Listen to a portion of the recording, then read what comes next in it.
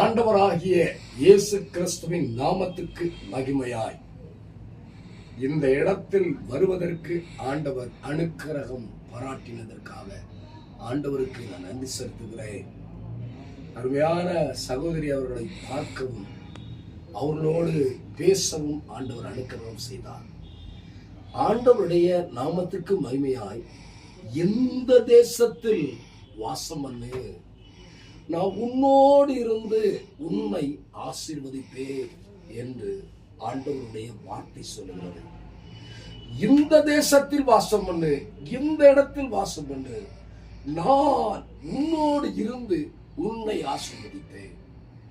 ஆண்டவருடைய கரம் தேசத்தில் வாசம் பண்ணும்போது ஆண்டவர் சொன்ன இடத்துடைய பகுதியில வாசம் பண்ணும்போது நம்மை ஆசீர்வதிக்கிறார். ஆண்டவர் ஒருவனாய் அழைத்து ஆபிரகாமை ஆசீர்வதித்தார். அவர் சொல்லுகிற இடத்துடைய பகுதியெல்லாம் நடந்தார். அவர் சந்ததிக்கு ஆண்டவர் தந்தார். யோசேப்பை சிறைச்சாலையின் அனுபவத்துடைய பகுதியில் அவன் வாழ்க்கையின் அனுபவம் இருந்தது.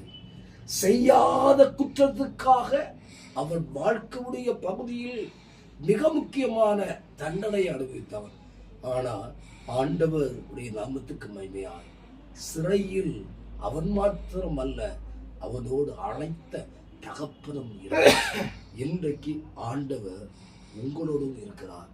நீங்க எந்த இடத்தில் வாசம் பண்ணுறீங்களோ அந்த இடத்தில் எதிராளிகளுடைய பெருக்கம் எவ்வளவா இருந்தாலும் கர்த்தரை எப்பொழுதும் எனக்கு முன்பதா வைத்திருக்கிறேன், அது அசைக்கப்படுவதில்லை என்று தாவீது சொன்னது போல எதிராளிக்கு முன்பதாய் உயர்த்தி ஆண்டவர் கனப்படுத்துகிறவராக இருக்கிறார். இந்த இடத்தில் வாசம் பண்ணுகிற, இந்த இடத்தில் வருகிற, இந்த இடத்தில் ஆலோசனை கேட்கிறவர ஒவ்வொருவரையும் என் ஆண்டவர் ஆசீர்வதிப்பார். அவர்களுக்கு நித்தியமான சுகத்தையும் ஆண்டவராகிய இயேசு கிறிஸ்துவின் நாமத்தில் உண்டாகிறது. ஆண்டவர் நிச்சயமாக ஆசீர்வதித்து பலப்படுத்துவார். நான் உன்னோடு இருந்து செய்யும் காரியம் பயங்கரமாயிருக்கும். அவர் உன்னோடு இருக்கும்போது அவர் கேடகமாயிருக்கிறார். அவர் உன்னோடு இருக்கும்போது உன்னை கனப்படுத்துவார். அவர் உன்னோடு இருக்கும்போது உன்னை தேடி பல செல்வாக்கள் வரும். ஆண்டவர் ஆசீர்வதிப்பார். ஆமென், ஆமென்.